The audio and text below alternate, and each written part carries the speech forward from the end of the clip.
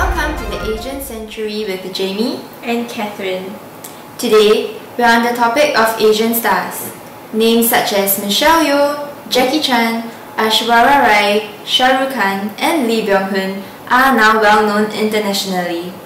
These movie stars have successfully broken into Hollywood, giving Asians more prominence in the Hollywood industry.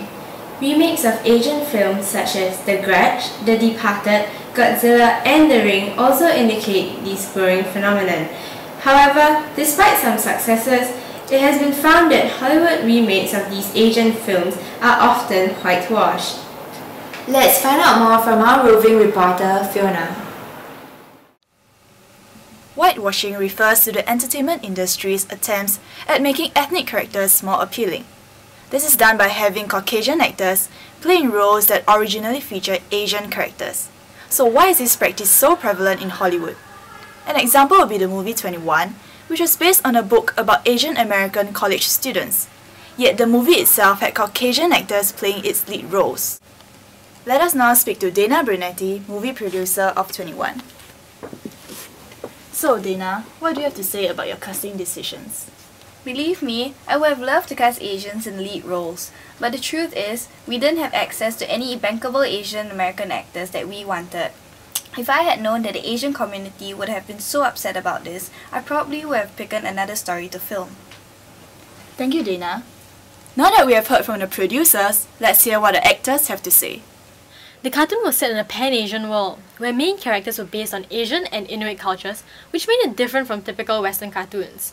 When news of the movie adaptation was released, I was looking forward to being part of it.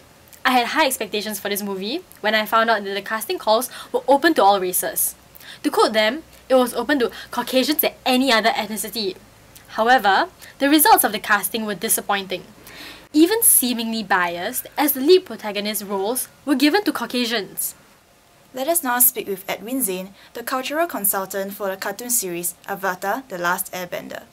Casting decisions were disappointing, especially for my colleague Professor Seo Leong Lee, who's also a cultural consultant for the cartoon series. It is hard to believe that they were unable to find even one Asian actor to play a lead protagonist role. Chinese calligraphy writings were also replaced with unreadable symbols in the movie, diminishing the cultural impact of the series. And I believe that these cultural influences were the very elements that made this series successful. Thank you, Mr. Zain, for sharing your views. Jamie and Catherine, back to you.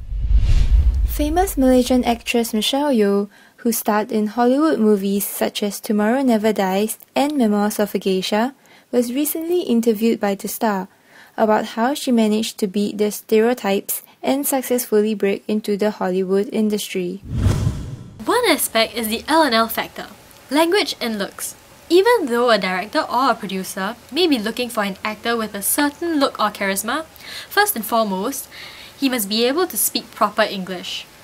If you came to the audition and spoke with a Bollywood accent or in a strong Manglish dialect, then it might be a very short-lived trial. Also, you must have the X factor in this line of work. That is, the chemistry between the lead actors. If the actors can't get along and don't have the right screen chemistry, the producer will just yell out, "Next!" ending these actors' Hollywood dreams. In another interview with CNN Talk Asia, Michelle Yeoh sums up the situation in Hollywood with regards to casting Asians. The right face, the right demeanor, and the right chemistry. As a director, as a producer, that is what you should look out for. Now that we have heard different perspectives on whitewashing in Hollywood films, is this really becoming a growing problem? According to America's Screen Actors Guild report in 2008, there was 72.5% of Caucasians as compared to the very small percentage of 3.8% of Asian Pacific actors in the breakdown of TV and film roles. Linda Holtzman, a professor at Webster University, wrote in her book that the repetition of certain themes will socialize audience to unconsciously take in misinformation as the truth.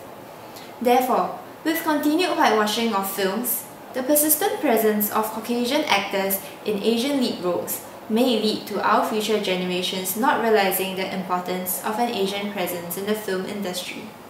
As the world becomes more interconnected, The Hollywood film industry will continue to affect society. Everyone, regardless of race and ethnicity, should thus be given a fair chance and be assessed on talent and competence. In a world striving for equality, our awareness on this phenomenon can increase the prominence of Asian actors in today's Asian century. Now, this is your chance to build upon the success of Asian actors who have already made it big in Hollywood. Thank you and good night.